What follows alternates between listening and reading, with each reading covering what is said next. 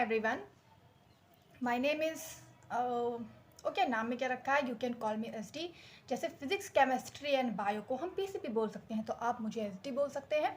आज के वीडियो में हम बात करने वाले हैं कि अगर आप नीट की तैयारी कर रहे हैं तो किस प्रकार आप अपनी फिजिक्स को तैयार कर सकते हैं। तैयार करना तो थोड़ा एक्स्ट्रा वर्ड हो गया, क्योंकि सिर्फ 2 महीने बचे हैं। तो 2 महीने में आपको फिजिक्स को किस प्रकार रिवाइज करना है, किस प्रकार फिजिक्स को अच्छे से प्रिपेयर करना है, ताकि इस बार आपका नीट क्लियर हो जाए। यानी फिजिक्स में देखिए 180 में से आपके आने हैं, तो 180 में से 180 आ जाए, थोड़ा सा डिफिकल्ट हो गया ना। लेकिन 180 में 165 170 तक तो उम्मीद कर सकते हैं ना। तो चलिए आज के वीडियो में हम इसी बारे में बात करने वाले हैं कि फिजिक्स को 2 महीने में आपको किस प्रकार रिवाइज करना है। देखिए, मैंने जब 11th एंड 12th में फिजिक्स को किया था, तो मैं अपनी अगर बात बताऊं तो 11th में मुझे फिजिक्स बिल्कुल समझ में नहीं आती थी। मुझे कुछ ही पता नहीं चलता था कि फिजिक्स में आखिरकार मैं करूं क्या। और मुझे कभी कभी लगता भी था कि मैंने फिजिक्स ली क्यों है, जब मुझे कुछ समझ में नहीं आ रहा फिजिक्स से। बट ले ली थी तो करना था। तो आपने भी अगर सोच लिया है कि नीट आपको करना है तो करना पड़ेगा। अरे छुटकी, तुम यहाँ क्या कर रही हो? ओ अप्रेन शप्रेन, ओके। मेरे पास भी अप्रेन है।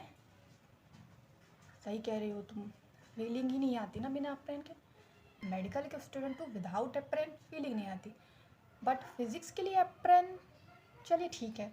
मैं आपको अप्रेन के साथ बताती हूँ फिजिक्स कैसे प्रिपेयर करना, ताकि आपको ध्यान रहे आपको नीट की तैयारी करनी है और आपका फोकस क्या है, ये अप्रेन पाना नहीं, आपका फोकस है डॉक्टर बनना।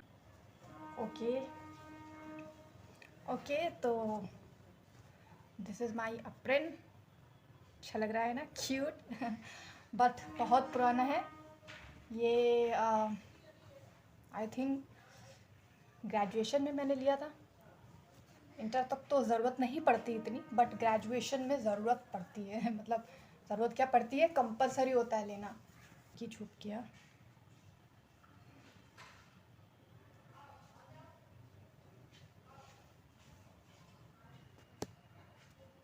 ओके, तो आपकी ऐसी फीलिंग आ रही है ना?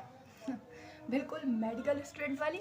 तो चलिए देखिए, फिज़िक्स में 3 तरीके से आपको तैयारी करनी होती है।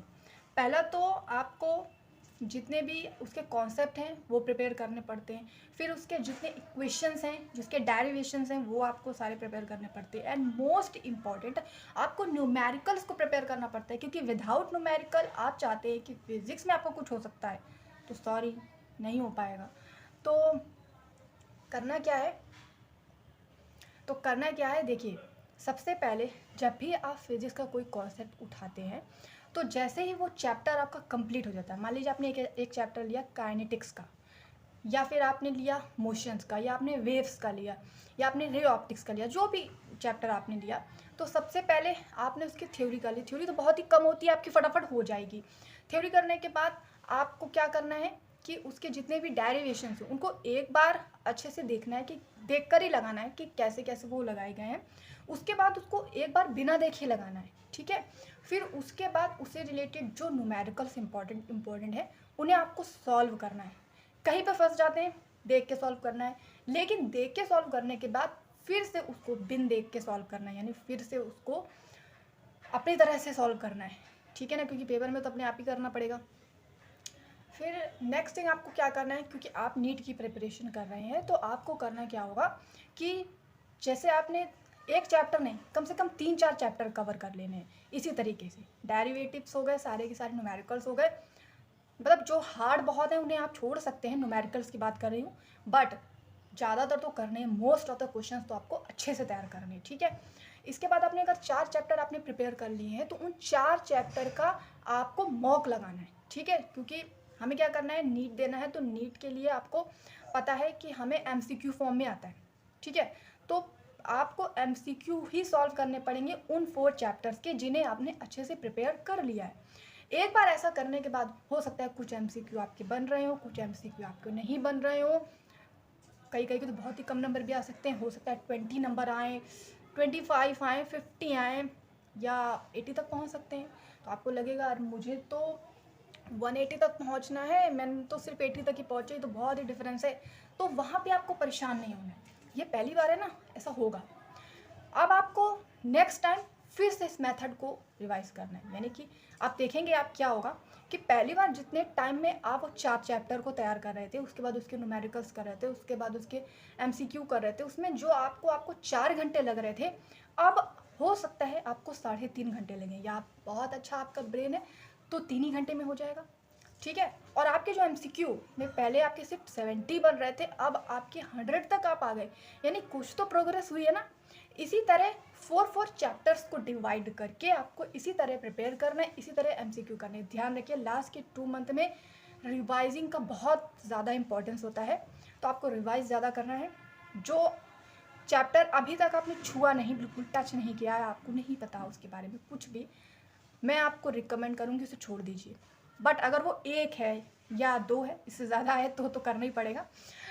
और लेकिन जितने भी बाकी चैप्टर्स आपने अच्छे से तैयार कर लिए हैं, उन्हें आपको अच्छे से रिवाइज करना है। और बहुत ज़्यादा ज़रूरी है उसके MCQ करने हैं, बार बार उसके MCQ करने हैं, बार बार उसके प्रीवियस ईयर क्वेश्चंस को देखना है, प्रीवियस ईयर क्वेश्चंस को अटैम्प्ट करने की कोशिश करनी है। हो सकता है 80 आए, फिर आप 100 तक आएंगे, फिर 120 तक आएंगे, फिर 150 तक भी आप आ जाएंगे। और जब आप 150 तक आ जाएंगे तो आपका जो कॉन्फिडेंस है, जो बार बार लो चला जाता है, वो एकदम से अप हो जाएगा और आपको पता चल जाएगा कि हाँ, मैं नीट कर सकती हूँ या मैं नीट कर सकता हूँ। ओके, तो इस तरह आपको अपनी जो प्रिपरेशन की स्ट्रैटेजी है, इसको पूरा का पूरा तैयार करना है। ध्यान रखिएगा इस टाइम पे जब समय बहुत कम बचता है एग्ज़ाम के लिए, और जाहिर सी बात है अगर आप फिजिक्स, केमिस्ट्री एंड बायो के स्टूडेंट हैं तो थोड़ा सा डर ज़्यादा लगता है, साइंस के स्टूडेंट को डर ज़्यादा लगता है, क्योंकि ऑफकोर्स थोड़े से सब्जेक्ट्स डिफ़िकल्ट होते हैं। बट आपको घबराना नहीं है, आपको practice revise, practice revise, practice revise, ये फॉर्मूले को अप्लाई करते जाना है। आई होप कि आपको फिजिक्स की जो स्ट्रैटेजी है वो अच्छे से समझ में आ गई होगी। वैसे मेरी कोशिश है कि मैं कुछ आपको बोर्ड में प्रीवियस ईयर क्वेश्चंस कराऊं नीट के, क्योंकि ये हमारा चैनल जो है ये बिगनर्स नीट मैंने नीट के लिए स्टार्ट किया है। बेसिक हमारा फोकस है हिंदी मीडियम वालों के लिए, हमने हिंदी मीडियम के लिए चैनल खोला है, क्योंकि हिंदी मीडियम की प्रिपरेशन कराने वाले मैंने देखा बहुत कम है। तो हमारी कोशिश है कि हम आपके लिए कर सकें।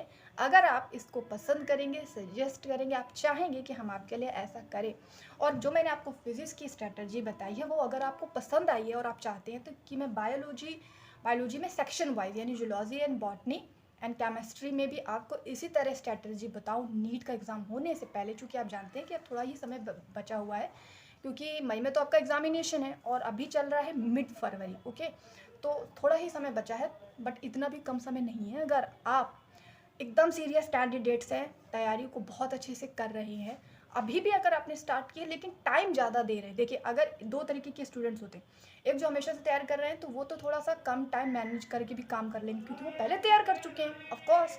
बट अगर आपने अभी स्टार्ट किया तो आपको ज़्यादा टाइम देना पड़ेगा, यानी कि अगर वो 5 घंटे देते हैं तो आपको कम से कम 9 घंटे तो देने ही पड़ेंगे। ठीक है, इस तरह आप अपनी तैयारी को प्रिपेयर कर पाएंगे। आई होप कि आपको फिजिक्स की मेरी जो बताई हुई स्ट्रैटेजी इसको फॉलो जरूर करना है।